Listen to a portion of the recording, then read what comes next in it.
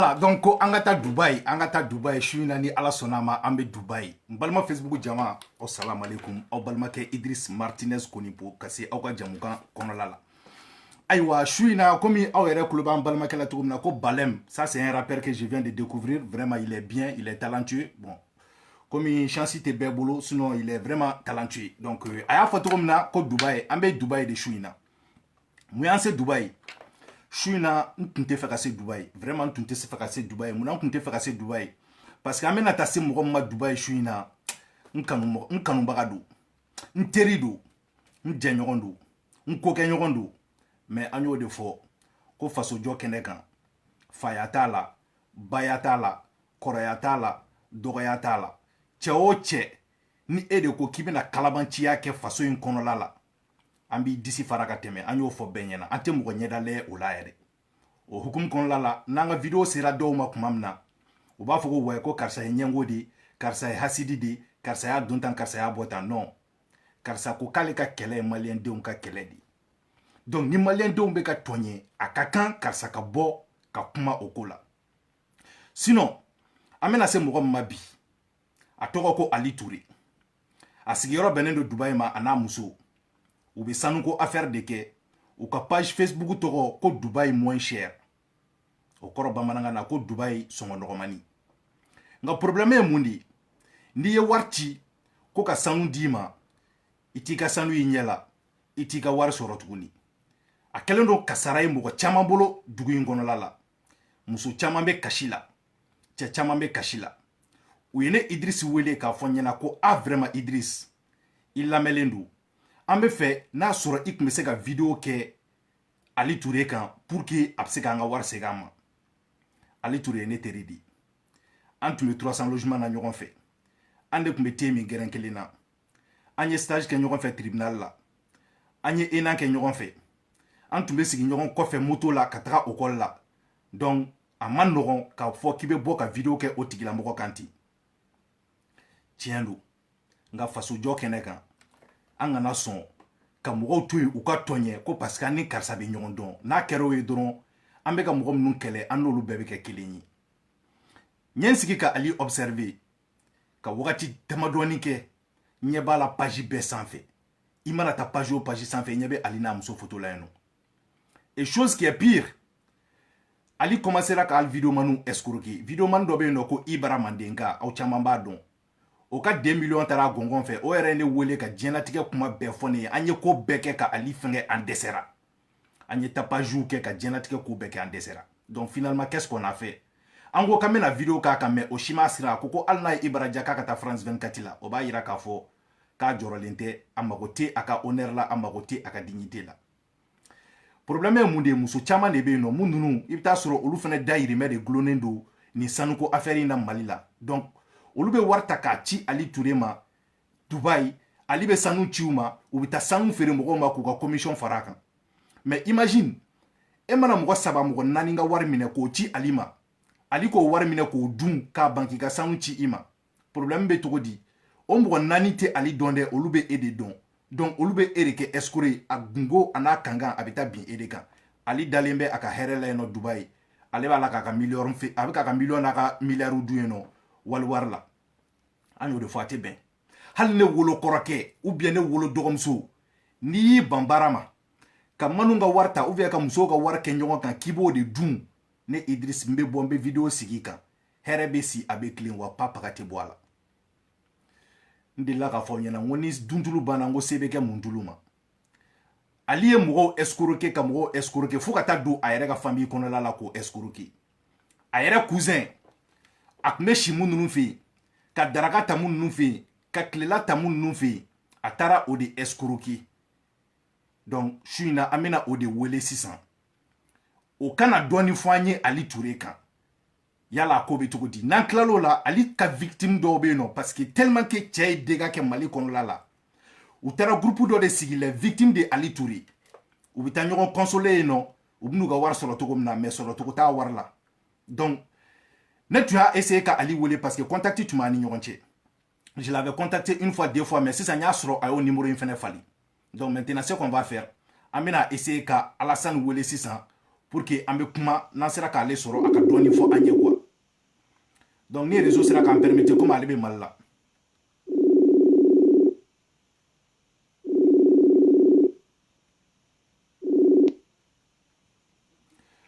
Ouais, monsieur Touré. Oui, bonsoir. Bonsoir, ko bɛ cogo di? Allah ça va, alhamdoulilah, torasana, yérani. Basi foyi t'an na. Donc, vraiment, Alassane Kalilu Touré, n'o y'i tɔgɔ sɛbɛ ni mɔgɔ b'i dɔn Albert la, i ka jaabi diyara n ye kosɛbɛ su in na parce que an y'a ye k'a fɔ ko in a bɛ fɛ ka tɛmɛ a dan kan. I yɛrɛ delila ka ne wele siɲɛ fɔlɔ la, i ko n ma ko n'a sɔrɔ an bɛ se ka émission kɛ Ali kan. N k'an segin ka ko in jate minɛ parce que ne bɛ Ali tun dɔn mɔgɔ min ye. An tun b'a wele de ko les sages, o de tun y'a tɔgɔ Facebook ye. Tellement que cɛ in tun ye maa basigilen, a hakili sigilen don, problème foyi tun t'a fɛ. Mais nin wagati in na an ɲɛ b'a la k'a fɔ ko vraiment a kɛlen don problème ye Mali kɔnɔ ani Mali kɔ kan. Mɔgɔw ka wari bɛ ka kasara, musow bɛ kasi la fan bɛɛ fɛ. Donc n bɛ fɛ i k'i présenter, i k'a fɔ maliyɛnw ye e ye jɔn fɔlɔ, u k'a dɔn ani mɔgɔ min bɛ kuma na. Ok, donc n bɛ bɛɛ lajɛlen fo. Ne yɛrɛ tɔgɔ Alassane Kalilu Touré, dit Albert. Oui. Ok, n dɔnnen don ni Albert de ye kosɛbɛ. Bon, ne yɛrɛ ye jɔn ye, n bɛ Bamako 300 logement na. Ouais. N ye Ali cousin direct ye. Ni n ko k'a cousin direct ye, fɛn t'an cɛ. Sin bila sin t'a den don. Donc en même temps, an lamɔna de ɲɔgɔn kan. Ouais. Barisa a kun tɛ kalan na Bamako. A bɔra Gao de ka na. Donc n'ale Gao a yɛlɛmara an fɛ yen. Donc depuis lycée, an y'o bɛɛ kɛ, an bɛ si chambre kelen, an bɛ wuli. Donc balimaya tɛ tɛmɛ o kan. Non, tɛ tɛmɛ o kan. Voilà. Donc o ye présentation ye. D'accord, ne bɛ fɛ ka mun dɔn sisan. Ni Ali ka rapport. Voilà, o ye ni Ali ka rapport ye. Ne bɛ fɛ ka mun dɔn sisan. Ali ye mɔgɔ caman escroquer, mais fo ka taga e yɛrɛ Albert escroquer. Est-ce qu'il bɛ se ka dɔɔni fɔ an ye mun de Ali falen ka bɔ les sages la ka n'a kɛ escroc international de Dubaï ye parce que o de bɛ page bɛɛ kan. A photo bɛ ka bila page bɛɛ kan wa on a l'impression k'a tɛ k'a tɔɔrɔ yɛrɛ. Donc ne bɛ fɛ ka mun dɔn sisan. Ali changera cogo di de ka bɔ Ali les sages la bɛɛ tun bɛ mun bonya sigida kɔnɔ ka n'a kɛ escroc Facebook sanfɛ tantɔ ka na se e yɛrɛ ka arnaque yɔrɔ ma. I bɛ se ka dɔɔni fɔ an ye o yɔrɔ la. Ok, problème foyi t'a la. Ɲininkali diyara n ye. N bɛ se ka mun fɔ Ali namara tɔmɔgɔ kun tɛ. A tɛ don yuruguyurugu da fɛ, an bɛɛ b'a dɔn ni sɛbɛ de. I y'a fɔ cogo min, a ye droit de kɛ, an bɛɛ ye droit de kɛ. Tellement an k'u ka référence don. Du fait que bac sɔrɔla, a fɔlɔla ka droit kɛ, an bɛɛ tugura kɔ ka taa droit kɛ. An b'a wele le sage parce que ale de ye du cousin bɛɛ la kɔrɔkɛbali ye. Donc il était un bon exemple. Et a kun bɛ kalan kɛ kojugu, wa a bɛ droit maîtriser, a kun bɛ taa stage la, voilà. Maintenant, changement nana, bouleversement nana don a ka vie kɔnɔ tuguni. Ali kan bɔ muso dɔ de nɔfɛ, n'a bɛ f'o ma ko Aminata, n'u b'a fɔ ko Mimi Ouattara. Bon, depuis Ala kɔni ye Ali da, tiɲɛ don a b'a cɛ siri, a bɛ taa ɲini kɛ, mais ko nɔgɔ ninnu ka d'a ye. O b'a la de nature, ko nɔgɔmani ninnu. Mɔgɔ min ye stage kɛ, i b'a dɔn tribunaliw kɔnɔna la, papier ɲagaminiw ni fɛn ninnu, u bɛ caman y'a ko la quoi. Donc ko nɔgɔman k'u ka d'a ye, wari teliman k'u ka d'a ye. O kɔni k'u b'a la. Mais maintenant a bɛ wariw sɔrɔ cogo min na, mɔgɔw kun t'a maîtriser kosɛbɛ. An kɔni b'o comportement dɔɔni dɔn a la. Il était calme, il est posé, a da tɛ kuma na, a tɛ mɔgɔw fo yɛrɛ, a tɛmɛtɔ, n'a tɛ mɔgɔ dɔn, kuma tɛ fɛn wɛrɛ ma. Maintenant a kelen ka don Mimi ka furu la, ni Mimi ye ɲɔgɔn dɔn cogo min internet sira don, cɛnɔ yɛrɛ caman fɔ a kan. Donc ani Mimi kelen ka furu de yɛlɛmali nana daminɛ Ali jogo la. Parce que o b'o de fɔ, an b'o dugawu de kɛ ko Ala ka bɛɛ sɔn muso ɲuman na. O ye dugawu belebele ye. Kun caman de b'o la pourquoi Ala k'i sɔn muso ɲuman na. Donc kɛrɛnkɛrɛnnenya la Ali ta in, a ma bɛn ni muso ye mun ye ɲuman ye. Barisa Mimi filɛ nin depuis a ka histoire yɛrɛ la yan'a ka furu parce que an kun t'a ka histoire dɔn. Furu mariage teliyara kojugu. Ka ɲɔgɔn dɔn ka woro ni mairie bɛɛ kɛ, a ma tɛmɛ 2 mois kan. Donc mɔgɔ ma se ka temps sɔrɔ ka Mimi étudier. Donc après de furu kɛlen, an ye comportement damadɔ ye Mimi kɔrɔkɛ la fɔlɔ. Parce que Mimi kɔrɔkɛ an ye k'a fɔ a bɛ sonyani sugu bɛɛ kɛ, hali n'i taara ale fɛ yen ka foli kɛ, i ka Jakarta jɔ dɔrɔn k'i bɛ bɔ avec ka jagata signé n'a taara kana 30 minutes a bɛ moteur falen. Wow. Donc e bɛna sɔrɔ a ye moteur i ka moteur kura a y'o feere a ye kɔrɔlen monter. A ye suɲɛni ni fɛnw kɛ donc u ye min ni kɔrɔkɛ in arrêté ale yɛrɛ taara a labɔ parce que a bɛ stage la tribunal la. Si ne n'a ye stage kɛ ɲɔgɔn fɛ commissaire tribunal la an bɛɛ tun bɛ parquet la yen nɔ. Voilà donc ali yɛrɛ taara kɔrɔkɛ in nabɔ an yɛrɛ ko ali ma ko mais nin ye mun famille sugu ye nin ye mun mɔgɔna sugu ye mais après on a vu que ali muso bɛ togo bɛɛ kɛ pour que ali ka a dɛmɛ problème na quoi ni ɲagami kɔrɔkɛ in mana ɲagami o ɲagami kɛ a bɛ fɛn bɛɛ kɛ ali k'a dɛmɛ bon ali fana kɔni b'a muso kɔ i n'a fɔ saga donc an y'an to la don dɔ dɔrɔn a fɔra an ɲɛna k'a fɔ ko min bɛ kaso la ali ma fɛn fɔ yɛrɛ an y'a mɛn fɛn tɛ dogo Bamakɔ mɔgɔ si ma ali ɲininka la parce que a ma mɔgɔ si ɲininka la min a muso bɛ kaso la a muso dɔn rumeur y'a daminɛ rumeur kɔnɔ a ye wari dɔ ɲagami plus de 25 millions a ye dɔ gosi donc a kɔni taara boli min taara boli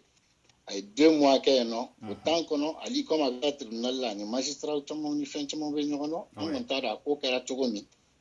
en tout cas a sera ka liberté provisoire sɔrɔ min ye liberté provisoire sɔrɔlen an si ma taa min lajɛ parce que a donna kaso la bonya ma d'an kɔrɔ foyi ma fɔ an ye donc labɔli fana la an ka sira t'a la parce que ni information bɛ fɔ ale kan ka fɔ famille ye a nin bɛ tan nin bɛ tan mais ni famille tɛ communiquer a ka olu kan donc an bɛ mun kalama min bɔra kaso la deuxième jour c'était à 1h entre 1h 2h du matin ali ni min yɛrɛ nana u nana so ko k'u bɛ ka musokɔrɔba ɲini k'olu bɛna taa dugu la ne ko ali n ko ma cun n ko est ce que 2h ye musokɔrɔba ɲini ni wagati ye n ko bɛ taa don jumɛn u ko ne ma ko non ko u bɛna taa su in na yɛrɛ k'olu bɛna taa Canada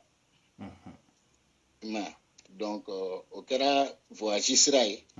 u taara ten donc o ye i ka ɲininkali question ye a ko tɛ tan mais muso de nana jogo yɛlɛma d'accord donc kuma la surunya la sisan an b'a fɔ ko ala k'an bɛɛ kisi muso furu jugu ma parce que tiɲɛ yɛrɛ la ali tun tɔgɔ ye le sage de ye tellement que tiɲɛ in tun basigilen don ne yɛrɛ a dabali de banna ne la k'a fɔ ko an bɛ ka ali min ka kuma fɔ k'o de sera ka yɛlɛma ka kɛ escroc ye tan o de la n ko janni n ka video k'a sanfɛ i jɔ n ka n sigi fɔlɔ ka n jagabɔ n'a sɔrɔ o tɛ ka nkalon d'a la mais après n y'a ye k'a fɔ ko nkalon tigɛ tɛ donc maintenant i ye aw ka parcours fɔ sisan a bɔra Gawo a nana aw fɛ a ye kalan k'aw de fɛ aw tun bɛ siso kelen kɔnɔ bɔ i y'a ka musoko fana ɲɛfɔ sisan an bɛ fɛ ka mun dɔn sisan wariko donna e ni ali cɛ cogo di fo ali ka se ka e yɛrɛ escroquer e min y'a balima ye n'a ma e to yen est ce que a bɛna se ka maliyɛn wɛrɛ to yen wa est ce que i bɛ se k'i ni ali ka escroquerie yɔrɔ ɲɛfɔ an ye en 2 mots wa ok donc maintenant ali taalen Dubaï ali tagalen 6 mois après voyage kɔfɛ a bɛ bɛɛ kunna k'a taara Canada a ma information di mɔgɔ si ma an bɛ yan mais c'est après 6 mois dɔ la a ye ne écrit a y'i jɔ Ferrari ninnu kɛrɛfɛ a ye photo ta a y'u ci ne ma ko ale bɛ Dubaï ne ko n ko ɲɛna a ko ne ma ko bon k'ale taara Dubaï k'a ye k'a fɔ ko bon a tɛ se ka baara foyi kɛ ni commerce tɛ donc ko ale bɛ fɛ k'an ka baara kɛ ɲɔgɔn fɛ ne ko n ko kɔni n ko ye idée ɲɛnama ye n ko comme ne fana bɛ baara la n bɛ salaire ta sara tɛ bɔli kɛ mais n ko bon n bɛ se k'a i dɛmɛ a commerce la n k'an b'a kɛ cogo di a ko non juste n bɛ photo de publier n ye photo publier ni client min ko k'a bɛ photo fɛ donc je reçois le client chez moi en famille même lui montrer que nous sommes de bonne foi aller yɛrɛ de stratégie de vente fɔ ɲɛna lui montrer que ni client avance sara maintenant ale ne bɛ wari ci ale ma sugu kɔnɔ ale bɛ client ka marchandise sara a b'o bila ka na n'a ye client ka marchandise bila ka na client bɛ avance tɔ sara donc ale bɛ ka intérêt ta ne bɛ ka intérêt ta ne ko a ma n ko problème foyi t'a la n ko ça c'est une très bonne affaire n ko donc an ye bazin daminɛ ne bɛ photo bila client bɛ bazin fɔ n bɛ client reçoit fo so n bɛ conversation kɛ n bɛ client lafaamuya k'a fɔ yurugu tɛ donc client bɛ wari di ne bɛ taa wari ci ale ma effectivement a bɛ bazin dilan k'a ɲɛ k'a kɛ client sago ye bazin min na client b'a ta ta ne bɛ n ta ta d'accord n kɛlen don ka ali photo de bila n ka écran kan pour que mɔgɔw k'a dɔn k'a fɔ ko ale de don quoi voilà nin de don ok tɛmɛ di ka kuma ye donc an y'an to o de kɔnɔna la on a fait un truc de 5 mois an bɛ bazin de kɛ an ma sanu kɛ fɔlɔ an y'an to bazin de la une fois a muso ye ne écrit a muso ye ne écrit ça va ko biri ko ne n'ale ka cɛ bɛ ka commerce kɛ ko ça marche ne ko ouais n ko ça va ko tout va bien donc muso ko ne ma ko ko ale fana bɛ fɛnw feere ne ko ne bɔra ka sɔni kalama yan o y'a sɔrɔ ale tɛ sɔni kɛ mais a kɔni furumuso ye zo ye parce que an bɛɛ image dɔ yan'u ka taa muso ko ne ma ko téléphone bɛ promo la ko S8 ni S9 ko sunkalo fɛ arabuw bɛ prix jigin ko jaga sugu dɔ de don donc ko téléphone bɛ promo la ko i n'a fɔ S9 a b'a f'i ɲɛna ko ye 150 000 ye quoi donc o bi i la papa i dabali bɛ ban wa a ye kuma fɔ ne ye ne dutera ne ali écrit n ko ali n k'i muso ye ne écrit n k'a ko téléphone bɛ promo la ali ko ne ma ko téléphone bɛ promo la ko mais ko prix kɔni k'ale t'u maîtriser ne ko bon n ko tout compte fait e ye ne kɔrɔkɛ de ye i ye n cousin de ye i ye n kɔrɔkɛ de ye n ko donc n'i ko ne ma i muso ko téléphone bɛ promo la n ko problème t'a la donc ne ye n terikɛ dɔ ɲini ne ko téléphone bɛ promo la an tɛ wari ci k'u san k'u feere wa n'u nana o ko ne ma ko problème t'a la donc an ye 675 000 ɲɔgɔn ci ali muso ma mais n'i y'a ci ali tɔgɔ de la ale de taara wari labɔ k'a d'a muso ma donc muso kɛlen ka wari in sɔrɔ ɲagamini fo ka na se 10 mois la téléphone mana wari ma ye mais yanni 10 mois cɛ tuma min na ne y'a dɔn ɲagaminiw bɛ k'a kɛ a b'a ka feuilleton kɔnɔ parce que a b'a fɔ ko koli ale taara a bɛ photo langolo dɔw ci ale taara téléphone minɛ sisan téléphone bɛ nin sira la a bɛ ta ne y'a dɔn ko a ko jɛlen tɛ dɔrɔn ne ko ali ma n ko bon o y'a sɔrɔ ne n'ale bɛ ka continuer an b'an ka business kɛ n bɛ wariw ci a bɛ minɛnw ci n ko ali ma n k'i muso bɛ ka mun kɛ tan n ko vraiment n ko ne dalen t'a la n ko comme e ye n kɔrɔkɛ ye n k'a fɔ a ye n k'a ka n ka minɛnw ci ou bien a ka n ka wari ci ali ko ne ma ko bon ko ale ye Mimi divorcer k'u tɛ ɲɔgɔn kan ne ko mais o kɔrɔ ali ko ko ne ka n jilaja ka n ka wari ɲini Mimi fɛ ne ko mais ali n'i y'a ye ne ye n ka wari ci Mimi ma n ko parce que i muso de don n ko n'o tɛ e yɛrɛ b'a dɔn diɲɛ kɔnɔ ne t'a ci n ko mais n'i y'a ye i bɛ gosi dara mɔgɔ la de danaya de kɔfɛ gosili bɛ na donc maintenant ale ko ne ma ale kɔni Mimi tɛ ɲɔgɔn kan ale t'o fan dɔn yɛrɛ Dubaï donc ale yɛrɛ bɛ ka kuma caman mɛn Mimi kan a bɛ arabu ka juru ta ale ye kuma caman fɔ muso in kan donc ne tora ka muso in écrit ne bɛ muso in écrit n b'a nɛgɛ n bɛ to ka écrit n b'a nɛgɛ n y'a ye k'a fɔ non a tɛ ka ɲɛnabɔ dɔ la ne fana ye a nɛni quoi ala ko tiɲɛ n ye dajugunin bɛɛ fɔ a ma a ye ne bloqué ne ko ali ma n k'i muso in kɔni n ko n y'a bɔ n ka vie la ale ko non ko zon don bandi don ko jisi ko a bɔra ni jogo min ye Bamakɔ k'a bɛ ka continuer n'o halisa ko non k'ale a bɔ a ka vie la ale ye ani go wɛrɛ photo ci ne ma k'o de y'ale muso ye sisan ne ko n ko ok donc an continuera ne ni ale continuera ten bazɛnw bɛ na fo ka n'a kɛ sisan bazɛnw ye retard ta ni bazɛn kan ka 1 semaine kɛ ka bɔ Dubaï an nana sɔrɔ bazɛnw bɛ 2 semaines kɛ n'a m'a fɔ ko a ma kalaba joona a b'a fɔ ko tayɛrikɛ yɛrɛ ka minɛnw de cayara donc retard nana daminɛ article la quoi donc retard nana daminɛ an y'a daminɛ ten mais article bɛ na mais délai bɛ ka commencer ka yɛlɛ kuma dɔ bɛ kɛ yɛrɛ muso dɔw bɛ délai 1 mois en avance u bɛ n'u ka bazɛn di ali bɛna bazɛn ci baptême don yɛrɛ i n'a fɔ muso ka baptême ye bi de minɛ bɛna ka bɔ Dubaï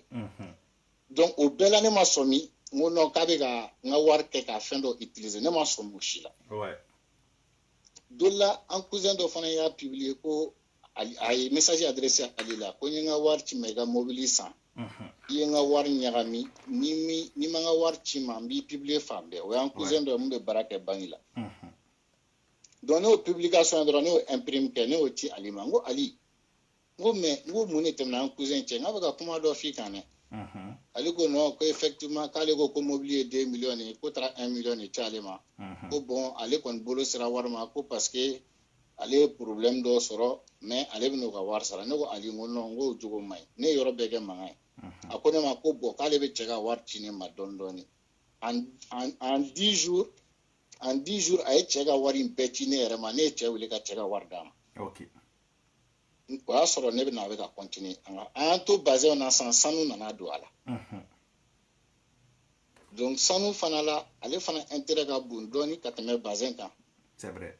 donc sanu na n bɛ client reçoit an fɛ yen n bɛ facture k'a la client bɛ wari kilancɛ sara bon maintenant o la sanu na sisan ne de bɛ wari tɔ bɔ n yɛrɛ kun ka wari dafa fɔlɔ ka ali ta bɛɛ bɔ a la ni ali ye jana ali ka bila kana quoi ni ne ye client ka wari voilà ne de bɛ ni sanu na sisan client bɛ moitié de sara ne de bɛ n kunna wari kɛ ka client ka wari tɔ dafa ka ali ta bɛɛ bɔ a la genre sanu wari ni ali ka intérêt ne b'o ci ali ma ni ali ye sanu kɛ sisan a bɛ sanu bila ka na ne ma ouais donc an y'an to ten don dɔ la de ne ye mɔgɔ 7 de ka sanu wari ci ale ma o y'a sɔrɔ min bɛ taa ye 600 et quelque o bananen don n dɛsɛra k'o sɔrɔ donc mɔgɔ 7 ka wari ne y'o mun ci ale ma c'est 1 million 300 et quelque Allahu akbar donc mɔgɔ 7 wari ni cayalen sisan don o don ni n k'a ma minɛn bɛ don ɲa a bɛ yɔrɔ jumɛn donc a bɛ ɲagami ouais kan tɛ ka kuma a ye n to la yɛrɛ voilà donc a bɛ ne dɔn ne ye mɔgɔ min ye ne ɲɛ ale ɲɛ diɲɛ kɔnɔ ta tɛ dun donc ne ye yɔrɔ bɛɛ kɛ bilen sisan bon ani ni ne bɛ kuma la a ko ne ma tɛmɛ n'i ka kuma ye ne ye yɔrɔ bɛɛ kɛ nin a ko ne ma ko a ye ne bloqué après a ye ne bloqué ne cousin wɛrɛw bɛ yen nɔ olu fana ko ne ma k'a olu gosi ne y'a daminɛ sisan ne bɛ k'a ka gosiliw mɛn dɔɔni dɔɔni mais a ye ne bloqué a y'a ka compte Facebook fana falen parce que compte fɔlɔ min tun b'a bolo o ni mun bɛ a bolo bi u tɛ kelen ye ni mun b'a bolo bi o y'a ka compte sabanan de donc maintenant a ye compte wɛrɛ min créé a ye gosiliw daminɛ donc ne bɛ ka continuer k'a ka gosiliw mɛn ne y'a ka numéro kura a ye numéro fana falen ne y'a ka numéro kura wɛrɛ sɔrɔ ne y'a écrit a ye numéro falen parce que ala ye numéro min di ne yɛrɛ ma ne y'o wele bi pour que n k'a yɛrɛ sɔrɔ jani n ka vidéo k'a kan mais ça passe pas quoi et puis WhatsApp la a tɛ tɛmɛ ça veut dire k'a ye numéro falen voilà donc actuellement numéro sabanan a o de b'a bolo a ye mun falen donc a ye numéro kura min ta ne bon il pense que il est trop malin mais fɛn tɛ dogo Bamako quoi donc ne kɔni y'a ka numéro sɔrɔ publication sen fɛ parce que a bɛ taa ka numéro bila a ka Facebook compte kura kan a mana compte 100 dayɛlɛ ne b'a dɔn ko nin y'ale ye quoi parce que a ka article tɛ changer a bɛɛ ye sanu ni bazɛn de ale bɛ prix min bila o ni diɲɛ commerçant tɔw bɛ prix min bila o tɛ kelen ye donc ale ka prix de ka dɔgɔ ka tɛmɛ tɔw ta kan parce que a tɔgɔ yɛrɛ o de ye ko Dubaï moins cher voilà parce que ni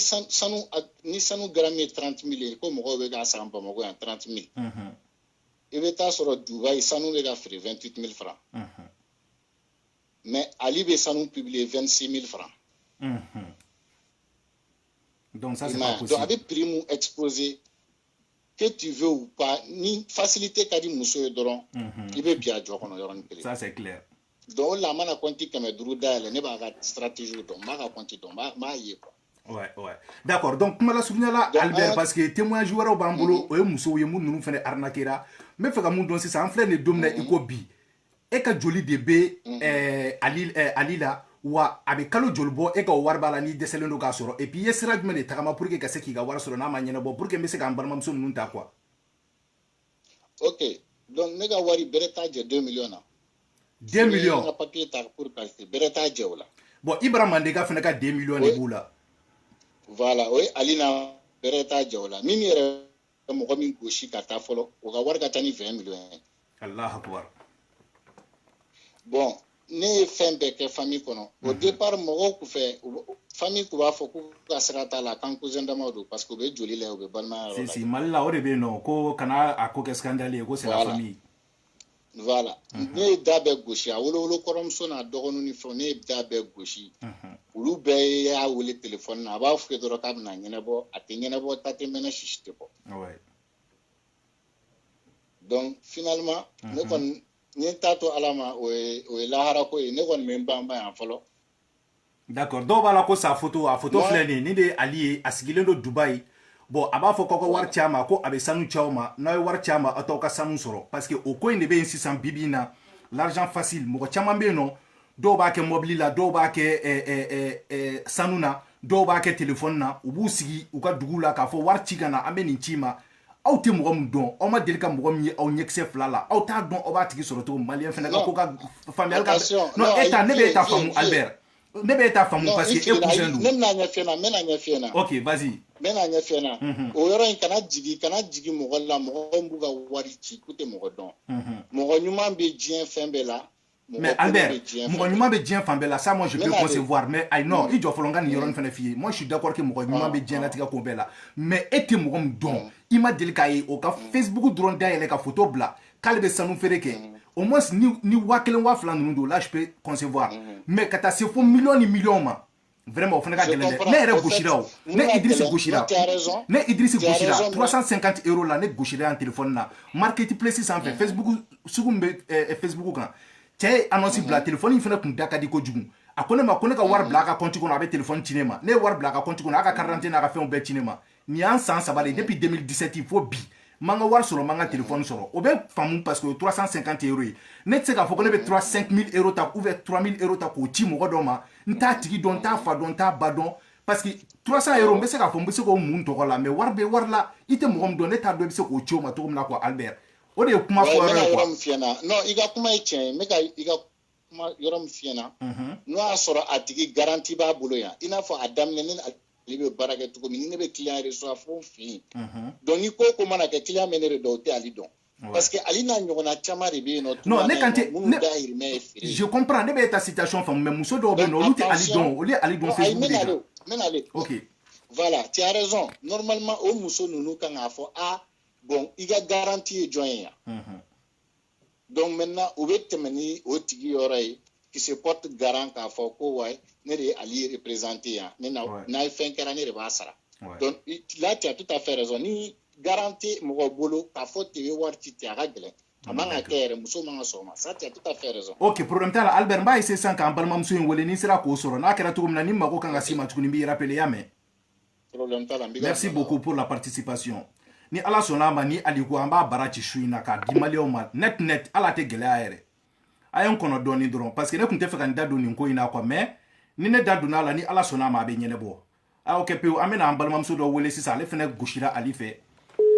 muso flabe mbolo ni sera ka mun soro donc ba ese ni sera ku soro ni ma se ku soro fene aywa o ko ni klo kera garsike kera muye o ye ambalma ke Alberta donc ya victime kele amba ese ko wele folo quoi. Allô? Oui, bonsoir. Allô? Oui, Djeneba, ça va? Oui. Iklobana? Ça va, Somako? Basi fo itana, d'accord. Donc, ambe émission kono la déjà à korokere bon, à cousin, oui, nga cousin kumana déjà o yaka témoignage ke. Ambe fe fena kita nya fanye quoi. Ini allié nyon don to na et puis ayiga war nyami to na ni se ka don formalion yo quoi. Bon, ni ko foli be bela jele folo. Ka ke to nyige mo ko fe kwa ma no kwa. Bon, ni ne ali ko ni chiene ga usa ni na le nyon no Facebook dila. Ni na kunya ami Facebook dila. Donc, aga minon publier, vraiment minon jarani. Donc ay contact échange ke. 2017 de den aller baradamne. 2017. Et puis 2017 oui, 2017 de den ay baradamne. De Ali ne bouchi. Donc depuis 2017 kana c'est ça ma compte ni bouchi. Garantie la mining of la bouchi. OK. Hein? Moi depuis 2017 kana c'est faux bima kuma deliki gauche folo ni ngara ko gauche li folo de quoi. Non, ama delika ne gauche, ne gauche ni c'est la première fois. D'accord. Parce que il me semble que c'est ça ne gauche. Ali be mo ngende.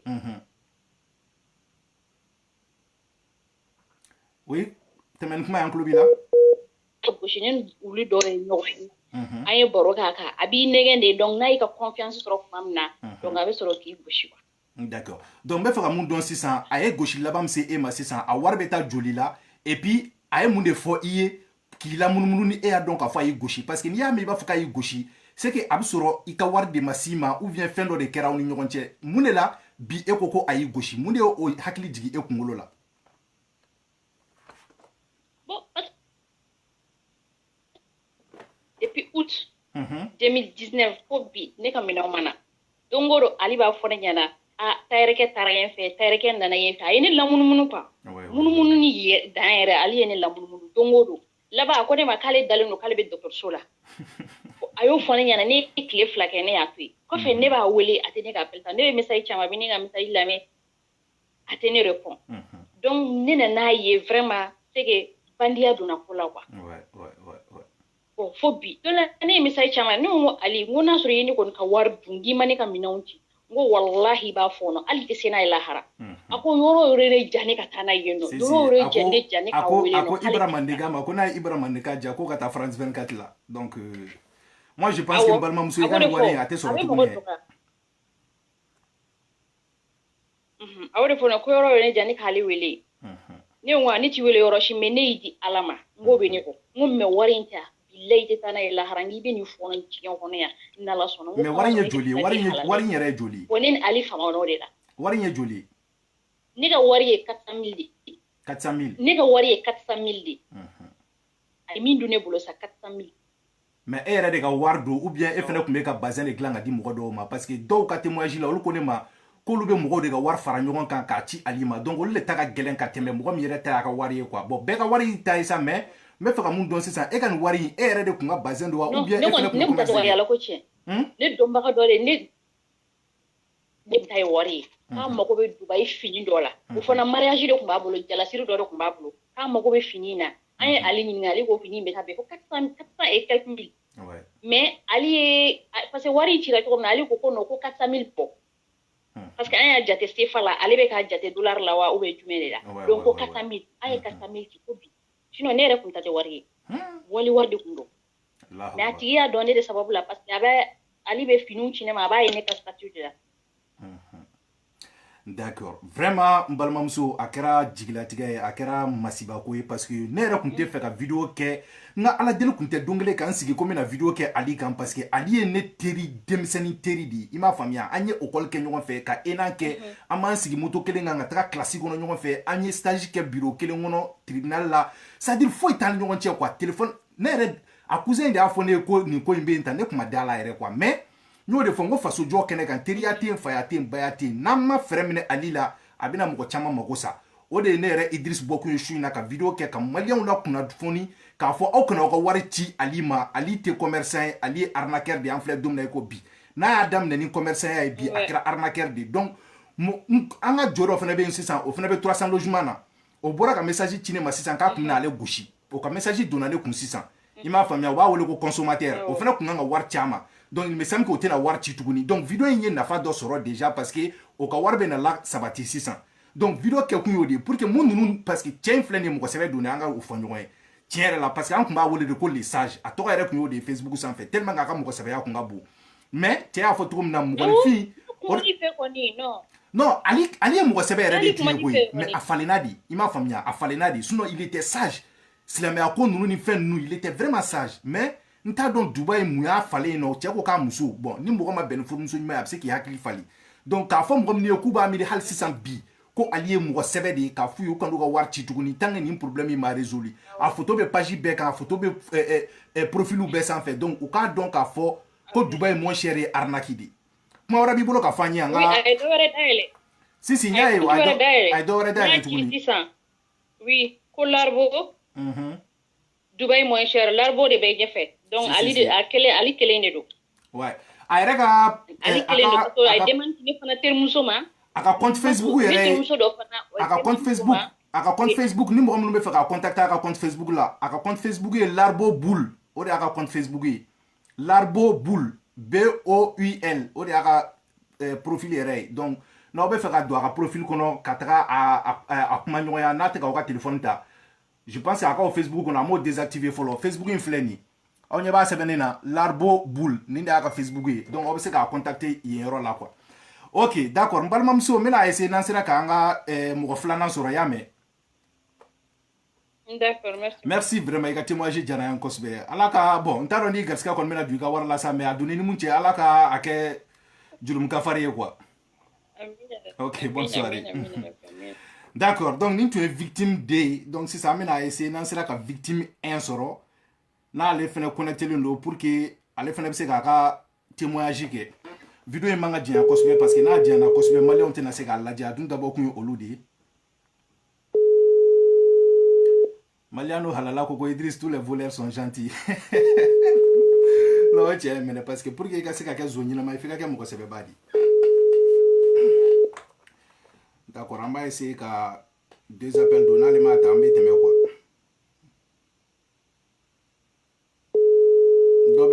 Marwan Madouba. Allô, Coco, je le connais à Dubaï. Allô? Oui, assalamu alaikum.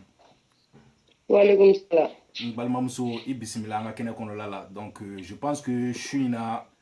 Anye ɲɔgɔn sɔrɔ Latifa Dan sababuya la Latifa Dan mun bɛ ka to ka Ali Ture ka publication caman kɛ ale de y'i ka numéro di ne ma donc an ye ɲɔgɔn sɔrɔ an kumana donc mɔgɔ b'i wele i ka na témoignage dɔɔni kɛ donc mɔgɔ fila tɛmɛna a cousin o ni victime dɔ an bɛ fɛ ka mun dɔn sisan n'a sɔrɔ e yɛrɛ fana ni Ali ye ɲɔgɔn dɔn cogo min na a y'i arnaquer sira min fɛ n'i bɛ se ka dɔɔni fɔ an ye quoi. Ok, n balimakɛ o diyara n ye baasi t'a la. Ne ni Ali ye ɲɔgɔn dɔn Facebook de kan. Ne ni Ali bɛ amitié la a bɛ 2 ans bɔ. A bɛ don ne ka album kɔnɔ a b'a fɔ ko ne bɛ Paris ko mun na ko ne ka fini ninnu ko ne b'u san Dubaï non ne tante de bɛ Dubaï taga kɛ. A ko ne ma ko fini bɛ feere joli n'o o somme f'a ɲɛna. A ko ne ma k'o da ka ca. Bon a tora ka ne nɛgɛ ne ma sɔn. Bon dernière minute la ne nana compte dɔ dayɛlɛ a y'a sɔrɔ ne cousin ka mariage bɛ yen. Mariage surunyana ne y'a wele ko Ali ko ne mago bɛ commande na. A ko ne ma ko problème t'a la a kɛra jeudi donya dɔ de fɛ. A ye n wele téléphone yɛrɛ la fixe a ka numéro yɛrɛ la. Parce que a ye message ci ma WhatsApp kan a m'an sɔrɔ a ye n wele a ka numéro yɛrɛ la. A ye kelen k'an wele a m'an sɔrɔ n bɛ tile ka dun na dɔrɔn a ka appel donna tuguni. Ko n ka taa wari di Kisima ma suguba kɔnɔna la. Ko parce que ko juma fɛ ko Dubaï ti baara kɛ. Ne ko n ko problème t'a la ko ni n taara ko ni wari sara ko n'o RC jan ko RC photo ci a ma. Ne ye wari bɛɛ sara o la ka ban. Ko nana kɛ sisan 1 semaine bɛ ka se 2 semaines bɛ ka se ne b'a wele ko Ali n ko n ka minɛnw dun ko minɛnw bɛ na a laban na kɛ Ali ti diman fɔ ne ɲɛna Ali ko ne ma k'ale photo ne ye Ali photo recherche kɛ k'o ye Ali ko ne ma k'ale photo ko kana dan ka kɛ ne bolo dɛ ko ne ko t'o bila France 24 la ko foyi ti bɔ a la k'ale sini k'ale b'a ka ko kɛ dɔgɔyama caman quoi. D'accord, ne bɛ fɛ ka mun dɔn sisan an filɛ nin ye wagati min na e ko bi e ka wari de joli juru bɛ Ali la e ye joli de ci a ma sisan k'a ka mun de bila ka na n'a m'a bila ka na donc n bɛ fɛ ka o de dɔn quoi joli de don à peu près. Ne ka wari 30 bon mun b'a 200 dɔrɔn de b'a jɛ 40 na. D'accord e fana ta ye bazin de ou bien e ta ye sanu de. Non ne ta tɛ bazin ne ta ye samara. Ani fini ni mèche. D'accord. Mais wagati joli de e wari ci a ma ni e yɛrɛ y'a dɔn k'a fɔ arnaquera ani sisan cɛ a bɛ wagati joli bɔ. Ani sisan cɛ a bɛ 2 mois bɔ. 2 mois. Awɔ. Donc e kɛlen ka publication y'a kan de e ja tigɛra san k'i arnaquera ou bien e y'a dɔn cogo di k'a fɔ k'i arnaquera n bɛ fɛ k'o de dɔn quoi. Non ne k'a ma de n ko i bɛ muso min ka wari dun n ko k'i sigi n ko tɛ ne ye n ko parce que e ma se ka mɔgɔ wɛrɛ ka wari dun fo muso. Bon ne fana y'a di page mɔgɔw ma n k'u k'a ɲɛ ma parce que n ko a kana kɛ sababu ye ka Dubaï kaw ka kow tiɲɛ. N ko maliyɛn caman bɛ baara la Dubaï u bɛ denbaya la balo Mali kɔnɔ yan nɔ. N ko bon nin n'a ɲɔgɔnna bɛ confiance bɔ mɔgɔw kan n k'u k'a ɲɛ ma. An ka se ka solution kɛ cogo min na. Ja ne kelen tɛ o y'a sɔrɔ a y'a kɛ mɔgɔ baden na. Non j'ai vu que mɔgɔ caman bɛ yen nɔ minnu vraiment u tɔɲɔnen don nin ko in na parce que mɔgɔ caman de bɛ yen nɔ minnu bɛ ka weleli kɛ mais n tɛ se ka bɛɛ ta ni n ye bɛɛ ta vidéo bɛna janya kojugu donc n mago bɛ mɔgɔ damadɔni de t'u la donc je pense que n y'o mɔgɔ damadɔni sɔrɔ sisan mais je pense que aw bɛ groupe dɔ kɔnɔ n'i ma fili donc o groupe in kɔnɔna la yen nɔ aw caman bɛ yen nɔ aw ye victime ye aw bɛ to ka ɲɔgɔn sɔn hakilila la yen nɔ. Mais ne bɛ fɛ ka mun dɔn sisan aw ka groupe in jama mɔgɔ a bɛ taa mɔgɔ joli de la à peu près a kɛlen don ka mɔgɔ minnu arnaquer o groupe in kɔnɔna la yen nɔ a bɛ taa mɔgɔ joli la à peu près. Bon ne tɛ se k'o mɔgɔ hakɛ ne tɛ se k'o mɔgɔ hakɛ da fɔ vraiment mais an kɔni ka ca parce que groupe in na an bɛɛ tɛ yan dɔw bɛ Faransi dɔw bɛ dugu wɛrɛw la. Mais aw kɛlen don ka baara jumɛn de boloda sisan pour que aw bɛ se ka fɛɛrɛ kɛ ka dankari kɛ Ali la cogo min na k'a minɛ k'aw ka wari sɔrɔ parce que ne ɲɛtɛ ali segintɔ la ka na Bamako kɛcogo kɔni t'o la n dun ɲɛ b'a la bi i ye reçu min ci ne ma a ka ca kojugu donc a reçu ka ca n ma se k'a bɛɛ layɛ yɛrɛ tellement que reçu ninnu ka ca donc prévu b'aw bolo k'a fɔ wari cira aw m'aw ka marchandise sɔrɔ i ye koli dɔw fana ci ne ma cousin yɛrɛ y'o fɔ k'a bɛ to ka koliw photo ta k'o ci mɔgɔ ma k'i ka koli filɛ nin ye ka sɔrɔ i ka koli tɛ donc maintenant aw kɛlen don ka sira jumɛn de tagama sisan pour que aw bɛ se k'aw ka wari sɔrɔ ali ko in na ou bien e fana bɛ n'i ta kɛ i n'a fɔ an balimamuso fɔlɔ ta ko k'a to ala ma wa. Bon vraiment ne kɔni bolo an ka to ala ma ala ye fɛnba ye bɛɛ sa an bɛɛ bɛ labɔ ala de bolo mais n'an sera ka ba ɲumankɛ dɔw sɔrɔ mun fana bɛ se ka an dɛmɛ ala ni ala kira ye o bɛ diya an ye parce que an bɛ nin wari ninnu ɲini an b'a don an bangebagaw de la k'an bangebagaw sutara an ka wari ninnu ɲini kun ye de k'an bangebagaw sutara c'est vrai c'est vrai c'est vrai c'est vrai n'o tɛ an ka wari ɲini kun tɛ foyi ye an ye denmusow de an ye dusu ta kan n y'o de fɔ n ko n'i y'a ye ne yɛrɛ ye n da don sujet in na o de don quoi parce que muso caman bɛ yen nɔ minnu ko ko olu ka baara yɛrɛ de ye nin ye parce que olu fana bɛ mɔgɔ dɔw de fara fara ɲɔgɔn kan yen nɔ on dirait réseau tɛ ka sɔn tuguni parce que an balimamuso ko k'ale bɛ Sikaso de aw bɛ hakɛ to ouais connexion tɛ ka sɔn donc n y'o de fɔ aw ɲɛna n'i y'a ye ne ye vidéo sigi su in na ali kan dɔwɛrɛ tɛ an balimamusow de ye n contacter olu fana bɛ u dahirimɛ de ɲini tan bɛɛ b'a dɔn Mali baarako ka gɛlɛn Mali la bɛɛ kɛlen don commerçante ni commerçant de ye bi u b'u dahirimɛ de ɲini tan donc u bɛ mɔgɔw ka wari fara ɲɔgɔn kan k'u jigi da dɔ kan kɔfɛ ka wari ci u ma k'u ka marchandise ci u ma pour que u bɛ se k'u dahirimɛ sɔrɔ cogo min aw yɛrɛ ni ne ni ɲɔgɔn cɛ aw k'aw sigi k'aw miiri ni adamadenya la n'a bɛ bɛn imagine ne Idriss k'a fɔ sisan ko bon a ye wariw ci ma sisan n bɛna vɛsiw san k'u ci aw ma aw k'aw jigi da ne kan ko Idriss ye mɔgɔ sɛbɛn ye Facebook sanfɛ a tɛ mɔgɔ fan ne na a tɛ mɔgɔ ban ne ni vraiment cɛnin don hakili sigilen don aw k'aw ka wariw ci ne ma aw ka vɛsi de mariage n'aw ka fɛnw ne k'o wariw fara ɲɔgɔn kan n t'aw ka vɛsiw ci aw ma a y'aw sigi aw k'aw miiri aw k'a lajɛ n'a sɔrɔ a bɛ mun kɛ adamaden na maanifin i tɛ fɛ ko ko ka k'i la i kana k'i adamaden ɲɔgɔn na émission in sigi kun y'o de ye parce que ale bɛ ka kasara min don an balimamusow kun Bamako dɔɔnin tɛ ne yɛrɛ dɔgɔmuso tun bɛna kɛ ale ka victime ye mais ne ye vidéoman ye o y'a sɔrɔ a ka ko kun ma kɛ tan donc a siranna o kɔni o y'a ta sɔrɔ mais bibi in na mɔgɔ o mɔgɔ tulo bɛ ne la i ye cɛ de ye i ye muso de ye k'i bɛ ali dɔn i tɛ ali dɔn Dubaï moins cher n'i yɛrɛ ye Dubaï mɛn a la dɔrɔn ko i t'a tigi dɔn ka n'i ka wari caman parce que ali n'a muso ko Mimi u bɛ ka maliyɛnw ka wari de da ɲɔgɔn kan aw t'aw ka marchandise sɔrɔ ça me fait mal au cœur de faire cette vidéo là sur lui mais il le faut n y'o de fɔ aw ɲɛna fasojɔ kɛnɛ kan sentiment tɛ yen nɔ donc n tɛ fɛ vidéo in ka janya an b'aw bila nin yɔrɔ in na yan nɔ et je pense que aw bɛ nin vidéo kolonkolon ma deli k'a fɔ aw ka vidéo partager mais aw ye nin partager groupe bɛɛ kɔnɔ maliyɛnw k'a lamɛn u k'a dɔn k'a fɔ ko dɔ bɛ Dubaï ko Ali ko c'est un arnaqueur nin de tun bɛ n bolo k'a fɔ aw ye ne balimaw su in na aw balimakɛ Idriss Martinez Konipo aw salam aleykum